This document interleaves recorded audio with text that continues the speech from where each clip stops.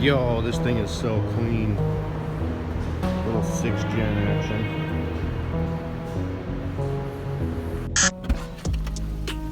Do it for the viewers. Do what? I don't know, say something. Ah. Say something to the viewers. Hi, how are you? Like the video if you like me.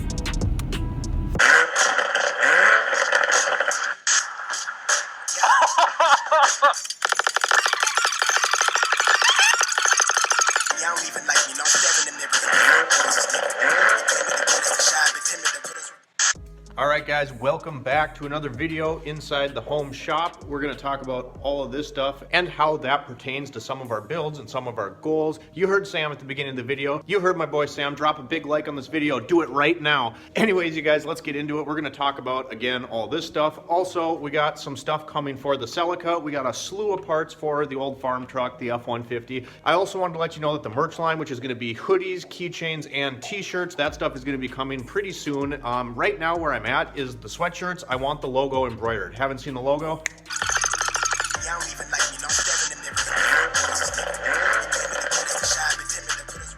There it is. So it's going to be embroidered on the sweatshirts. I don't want screen print on the sweatshirts. Right now, for me to get 25 embroidered sweatshirts and 25 t-shirts, not even talking about the keychains, is about $1,000. So I'm trying to figure out a way to get my price point down a little bit. Unfortunately, when you're dealing with embroidery, I have learned that you can't get it down as easily as you can, say, screen printing. So we're going to talk about a huge change that is coming to the Celica GTS, which has to do with fixing it, essentially. We're going to get some maintenance done on the Ford. I also wanted to let you know that if you are a Celica enthusiast that's watching this video, link in the description for another episode coming next week of rating my subscribers Celicas. So that'll be episode 3 of that. Let's get into the video.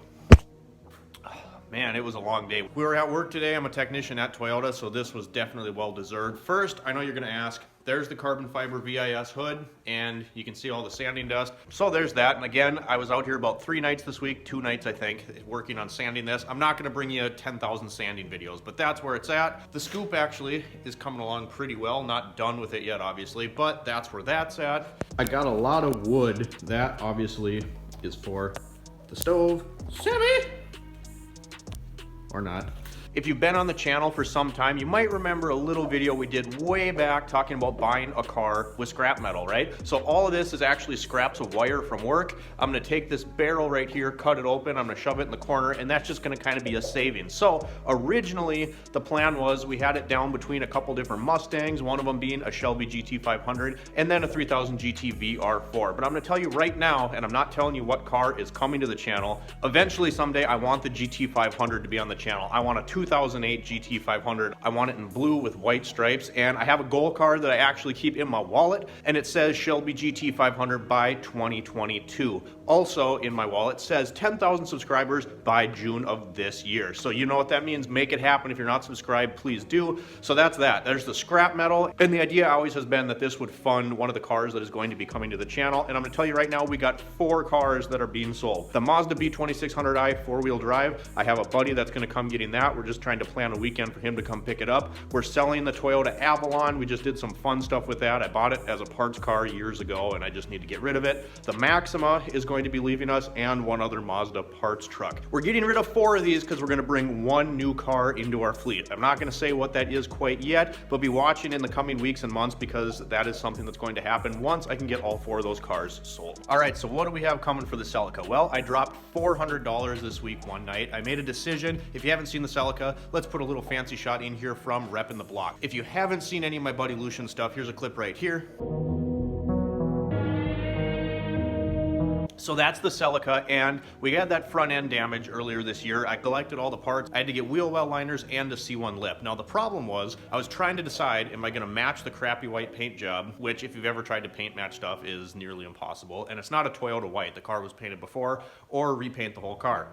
Well, to get a decent paint job is fairly expensive, even if you do it yourself. It's very time consuming. It takes a lot of time. There's a lot of prep work involved. So we opted for Vivid's vinyl wrap, and I did Nardo Gray. Now, I've been thinking about Nardo Gray for quite some time. It didn't show up yet. I've been thinking about that color, and every time I went to buy it, it's out of stock. So for $400, that beats the hell out of a paint job, and I don't have to try to match the crappy paint that's on the car. If you saw the subscriber meetup video that we did this summer, one of my buddies, Bryce, has a 2003 Celica GT that he actually wrapped himself. The first go around, he wasn't super happy with it, did it again, and it looked beautiful. So he's gonna come out, he's gonna help me, we'll get you episodes on that, but Nardo Gray Vivid Vinyl has been ordered for the Celica GTS. What's wrong with the lift, Sam? Hey. Yeah, we have problems. So here is our super awesome new MAXJAX 2-post lift that we have in the garage. And the problem is right there.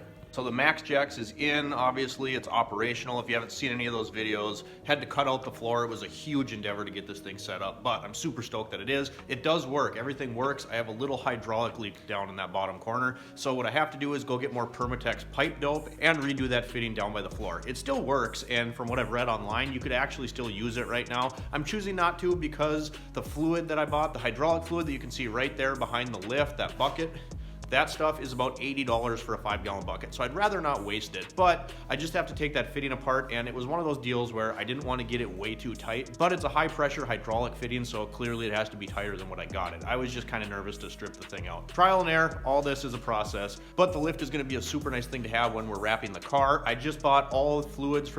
also just bought all fluids from Ford, spark plugs. I got an alternator because it was on sale. The one in the car is original. There's nothing wrong with it, but 262,000 miles. I have a 30-mile commute to and from work every single day, and it's winter time here in Minnesota.